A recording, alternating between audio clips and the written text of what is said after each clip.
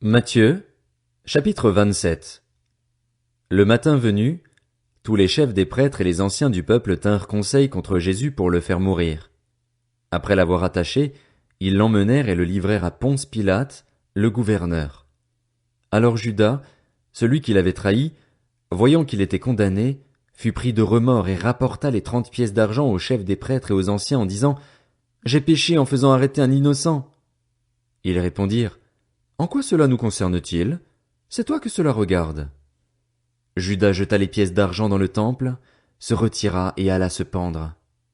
Les chefs des prêtres les ramassèrent en disant « Il n'est pas permis de les mettre dans le trésor sacré puisque c'est le prix du sang. » Après en avoir délibéré, ils achetèrent avec cet argent le champ du potier pour y ensevelir les étrangers.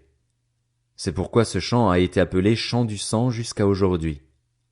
Alors s'accomplit ce que le prophète Jérémie avait annoncé. Ils ont pris les 30 pièces d'argent, la valeur à laquelle il a été estimé par les Israélites, et ils les ont données pour le champ du potier, comme le Seigneur me l'avait ordonné. Jésus comparut devant le gouverneur. Celui-ci l'interrogea. « Es-tu le roi des Juifs ?» Jésus lui répondit. « Tu le dis. » Mais il ne répondit rien aux accusations des chefs des prêtres et des anciens. Alors Pilate lui dit. N'entends-tu pas tous ces témoignages qu'ils portent contre toi? Mais Jésus ne répondit sur aucun point, ce qui étonna beaucoup le gouverneur. À chaque fête, le gouverneur avait pour habitude de relâcher un prisonnier, celui que la foule voulait. Ils avaient alors un prisonnier célèbre, un dénommé Barabbas. Comme ils étaient rassemblés, Pilate leur dit, « Lequel voulez-vous que je vous relâche, Barabbas ou Jésus qu'on appelle le Christ ?» En effet, ils savaient que c'était par jalousie qu'ils avaient fait arrêter Jésus. Pendant qu'il siégeait au tribunal, sa femme lui fit dire « N'aie rien à faire avec ce juste, car aujourd'hui j'ai beaucoup souffert dans un rêve à cause de lui. » Les chefs des prêtres et les anciens persuadèrent la foule de demander Barabbas et de faire mourir Jésus. Le gouverneur prit la parole et leur dit « Lequel des deux voulez-vous que je vous relâche ?» Ils répondirent « Barabbas !» Pilate répliqua « Que ferai-je donc de Jésus qu'on appelle le Christ ?» Tous répondirent « Qu'il soit crucifié !» Mais quel mal a-t-il fait? Dit le gouverneur. Ils crièrent encore plus fort « Qu'il soit crucifié !»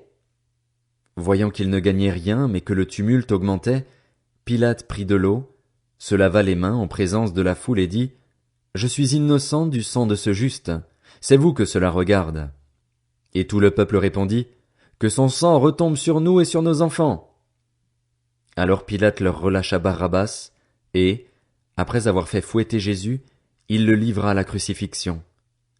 Les soldats du gouverneur conduisirent Jésus dans le prétoire et rassemblèrent toute la troupe autour de lui. Ils lui enlevèrent ses vêtements et lui mirent un manteau écarlate. Ils tressèrent une couronne d'épines qu'ils posèrent sur sa tête, et ils lui mirent un roseau dans la main droite.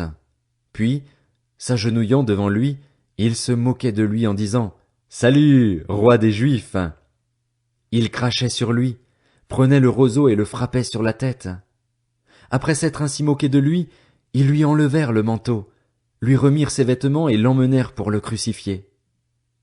Lorsqu'ils sortirent, ils rencontrèrent un homme de Cyrène appelé Simon et le forcèrent à porter la croix de Jésus.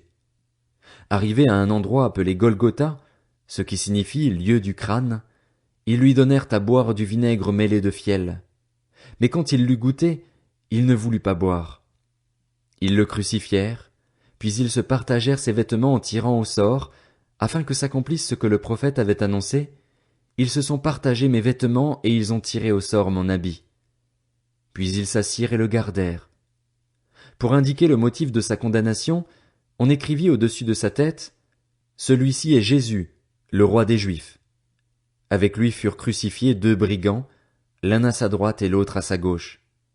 Les passants l'insultaient et secouaient la tête en disant « Toi qui détruis le temple et qui le reconstruis en 3 jours, sauve-toi toi-même. Si tu es le Fils de Dieu, descends de la croix. » Et les chefs des prêtres, avec les spécialistes de la loi et les anciens, se moquaient aussi de lui et disaient « Il en a sauvé d'autres et il ne peut pas se sauver lui-même. S'il est roi d'Israël, qu'il descende maintenant de la croix et nous croirons en lui. Il s'est confié en Dieu, que Dieu le délivre maintenant, s'il l'aime. En effet, il a dit « Je suis le Fils de Dieu. » Les brigands crucifiés avec lui l'insultaient eux aussi de la même manière. De midi jusqu'à 3 heures de l'après-midi, il y eut des ténèbres sur tout le pays. Vers 3 heures de l'après-midi, Jésus s'écria d'une voix forte. Élie, Élie, lama sabachthani?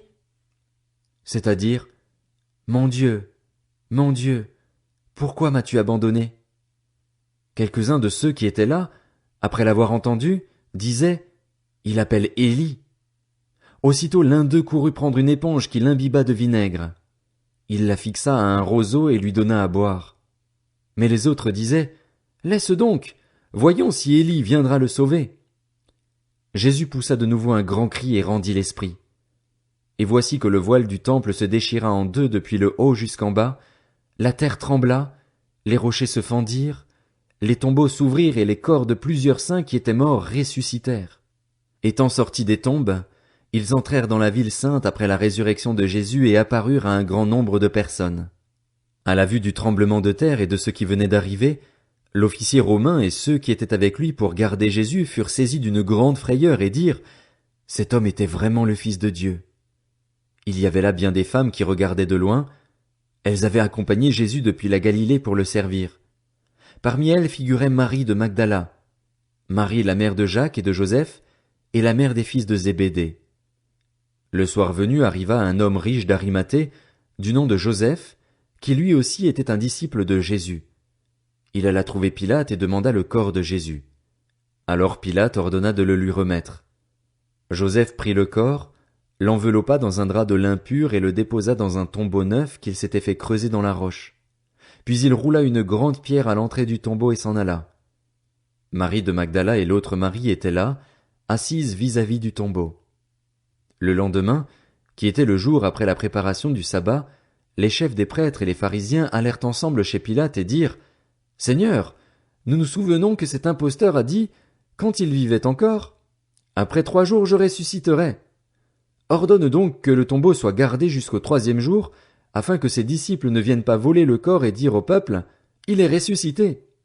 Cette dernière imposture serait pire que la première. Pilate leur dit « Vous avez une garde. Allez-y, gardez-le comme vous le souhaitez. » Ils s'en allèrent et firent surveiller le tombeau par la garde après avoir scellé la pierre.